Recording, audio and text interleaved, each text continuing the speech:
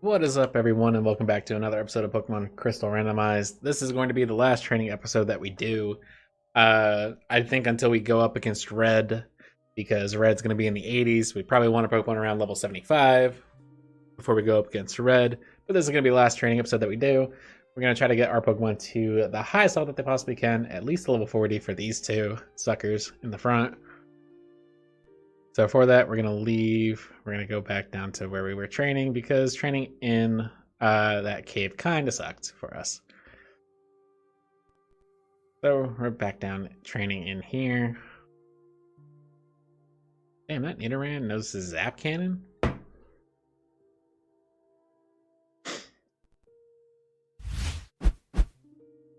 Once Flamebird dies, that's basically it. Wow, I like how I've missed every move that I tried doing. And then he comes out and I'm like, let me use spikes. Okay. I'm gonna use Crab Hammer. Yep, that worked out. Crab Hammer. Yay, I love being asleep for the entire fight. Actually, let's go onto the water.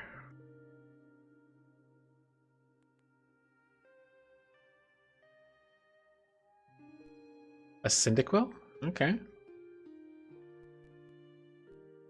Nidoran. Nidoran. Kind of sucks so far. Wow.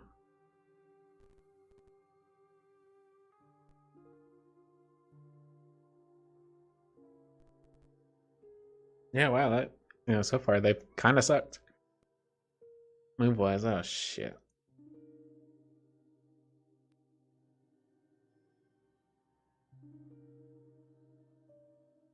There we go. Yeah, this is where you get the nice big XP. Going against multiple Suicunes. Where we get the nice big XP. This is where the XP just fucking drains out. Ice Dog is not good against Clefable. For some reason, I just don't have the ability to take on that Clefable. And I'm dead. Razor Leaf.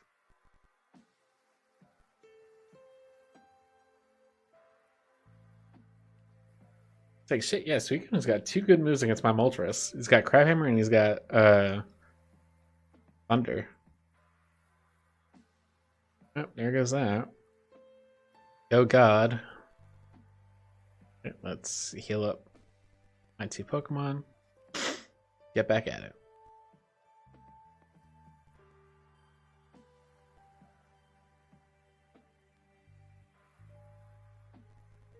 Was these two needed? Apparently Crab Hammer, even though it's supposed to be like not very effective against a Magnemite, just takes it out in one swing.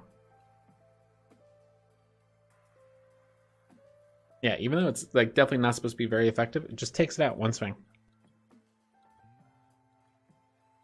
How much damage is a Crab Hammer actually? Is Surf better than it? Let me look it up. Crab Hammer. Crab Hammer is base power 90, accuracy 85. While Surf is 95 base power and 100% accurate, and I get 5 more power points from it. But yeah, I'm going to teach it Surf.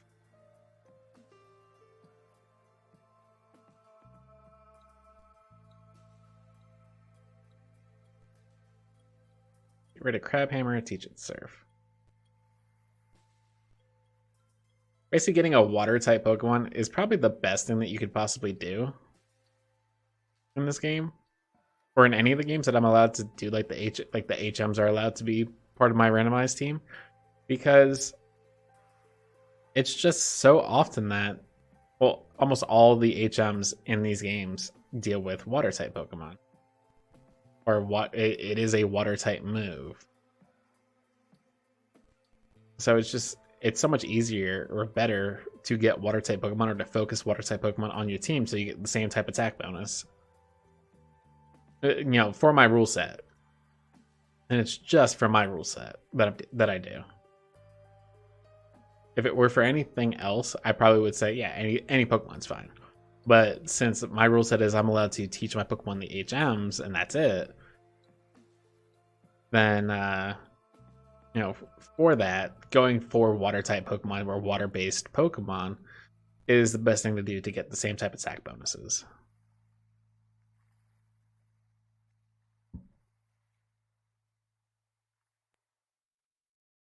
Oh, god damn it.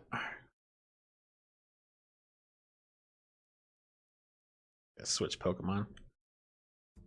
I'm not able to take on an Azumarill with my Suicune right now. Oh yeah, this is great. I don't even think I can kill it. Yeah, no, I can't kill it.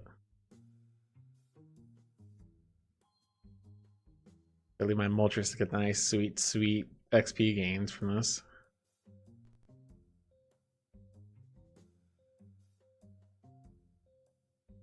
Wow, that Hyper Fang really hurts. Oh boy. I wonder what Teddy Ursa replaced. Coming like into this continy of things out of nowhere.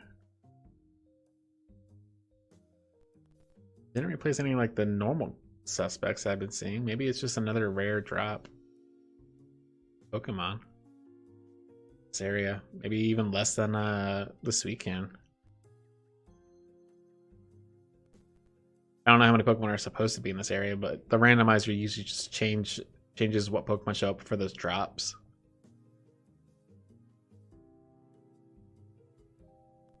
I guess that something was supposed to be here for this area. Oh, yeah, Weezing. Completely forgot about him.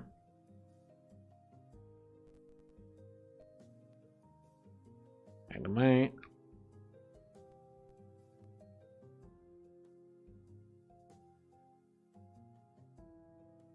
Yep, this is fun. I'm at 2 HP. I'm definitely going down. Alright, yeah, Flame Dog. You can come in, high jump kick. Alright, we're getting there. We're getting closer.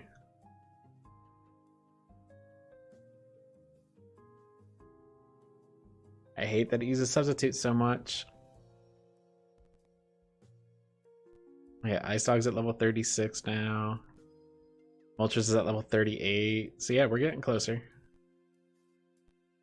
Man, imagine having to do this training without this sped up. Oh my god, this would be god awful. I know because I do it on my actual games, like the real cartridges.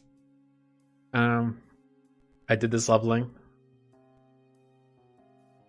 And I know it is god awful. It is atrocious when trying to level up these slow XP gainers, like all the legendaries. It's a drag.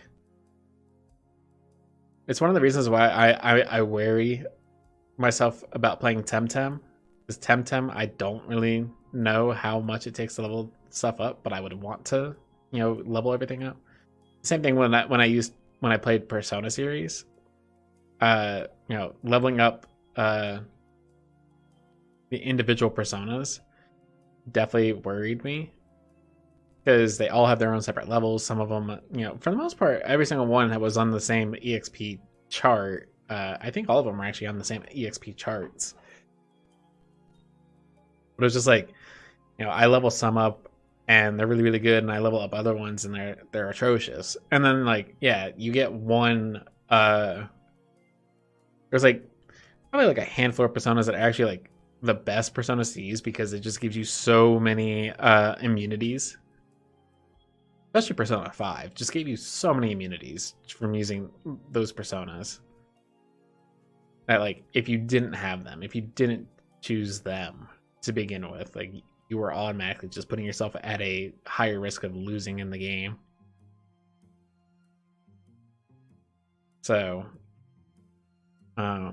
it's been a while since I played Persona 5, and it's just because I play games to get achievements, or I play games with certain challenges. Like I played this Pokemon Crystal Randomized challenge with the the challenge of everything's randomized. And then when I play my console games, I go in and just hey, I want to get the achievements.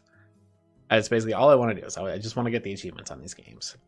So that's what I go do. That's my main focus. I go focus getting the achievements, and then once I'm done getting the achievements, I never touch that game again. But it's also like to the point in like the Persona series, you're playing one singular story. I went and healed when I wasn't supposed to. But you're playing one singular story. Once you're done with that story, that's it. That's the game.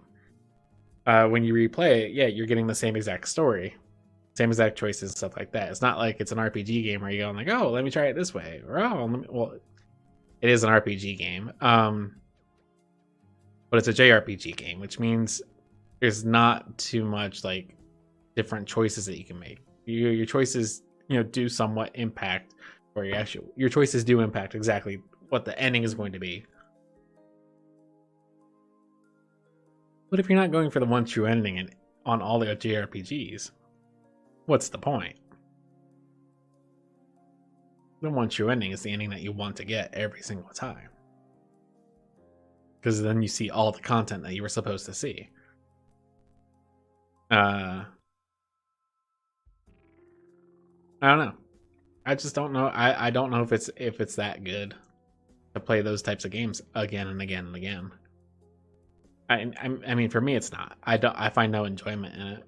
I played 5 when it came out, and then I played R when it came out, and I'm going to play Strikers when it comes out next month. Oh yeah, shit, that's coming out next month. Those like, I love the series. I will continue to play the series, but once I beat it, I'm probably not going to touch it again. Strikers might be different because I don't believe Strikers is an actual like story based game. It's a Warriors based game. And with Warriors-based games, I may just go into the Warriors-based game and be like, screw it, I want to level up my guys. I just want to mindlessly hack things. Like slash and hack at things. Which is something that I do at times. I will go back and play like some hack and slash games like God of War, just because I want to go hack and slash stuff. I want to feel powerful. Yeah, I know there's going to be an end to it. I very much do enjoy going and play Warriors games, and I know like, yes, there is a time in which a Warriors game to me will be very, very boring, and I won't touch it anymore. Once I beat it, I will not touch a Warriors game typically. Unless I feel like going in and hacking and slashing. Alright, just random things. But there are a lot of games that I will definitely go back and play. All the Yu-Gi-Oh games, I definitely always go back and play. Even though I know the story, I know that, I just want to play Yu-Gi-Oh! It is a card game and it's a strategy game. Every single time you play it, there's a random thing that happens. You have that randomness of, what cards do I draw? What is my deck? What is my enemy's deck? Well, my enemy's deck doesn't really change, but I have my deck. My enemy has their deck. Stuff like that. And the chances that they draw the cards that they need versus me drawing the cards that I need. That's what draws me into playing those types of games. Granted, I like playing against, AIs, where I kind of like know, like, okay, yeah, AI is built to do this, and stuff like that. I know how to like get around the AI to an extent, but there are sometimes that AI surprises the hell out of me, going, yeah, this is what I'm gonna do. What is this building down here?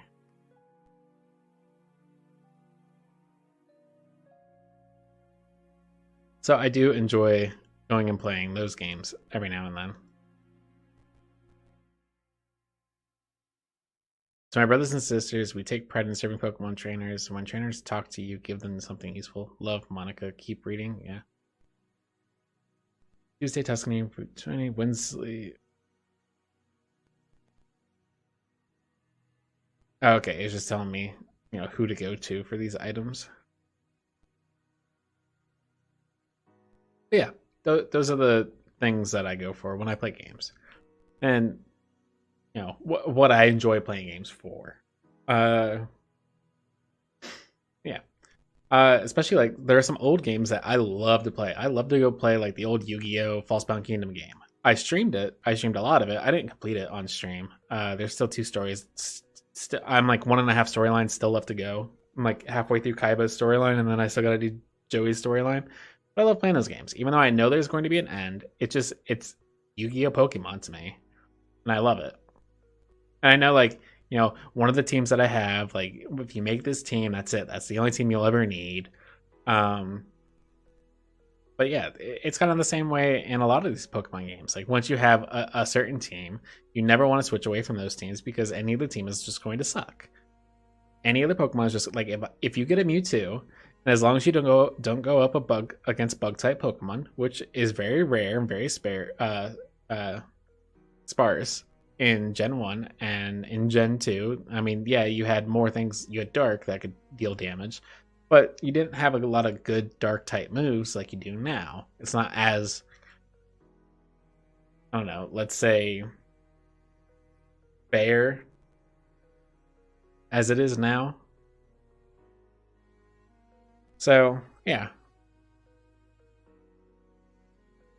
There is still going to be teams that you make that are going to be the best of the best, and you're going to try to focus that.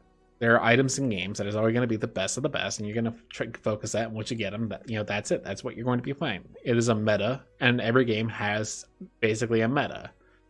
Now you can break the meta. You can break the meta molds by making Pokemon or getting good with other non-meta items, and getting really, really good with that. So, say for instance, you're playing League of Legends. Yes, there is a meta to League of Legends. You can't even fight me on that. Can't argue. There's a meta to it. However, you can always break the meta mold if you were just so good with some other character. Like you were the best with that character. Like you were just so good. You could break the meta. Or like it doesn't matter. Meta means nothing to you because you're just so good with that character that it doesn't bother you. That you're not playing those characters. Yeah, you may have an easier time playing those characters. You're probably not going to struggle as much and stuff, but you're playing the game how you would want to play the game. And I know that those are considered challenge runs. Like right now, I'm doing a challenge run. Granted, I have Mewtwo, Suicune, and Moltres on my team. It is technically a challenge run. I hinder myself because I can't learn any new moves, and the moves that they have kind of suck. They're not the best moves. So I mean, I hinder myself when I play video games, and there are other times where I don't hinder myself. I will go choose to do the meta. I will go make the meta for things. And there are times where I try to synergize, and synergizing just doesn't work out. So, there are times where, it works out, and sometimes it doesn't work out.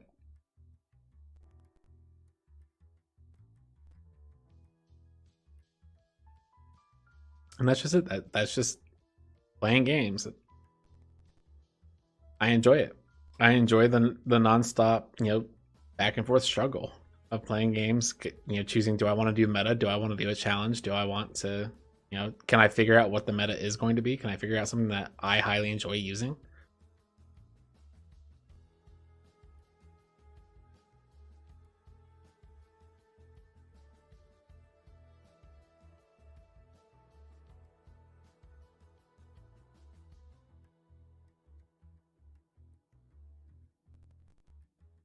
That's just something that we have to deal with as gamers and as a gaming community. Yeah, I mean there are people who are going to cheat out there and cheaters. I don't think it's necessarily cheating if you are playing a single player game and you're putting in cheats to your single player only game.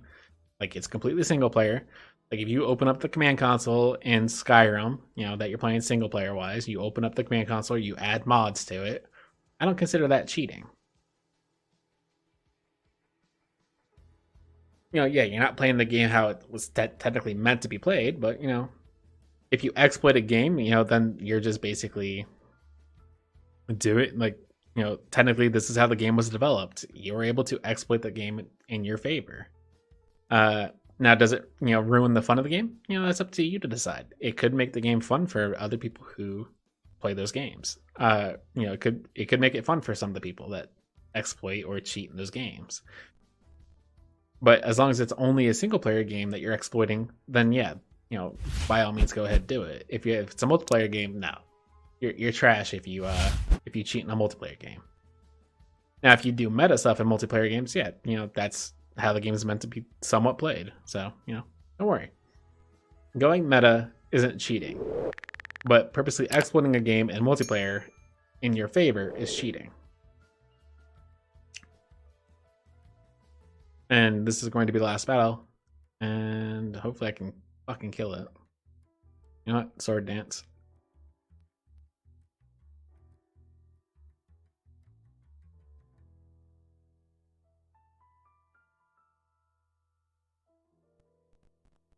Yep, there we go.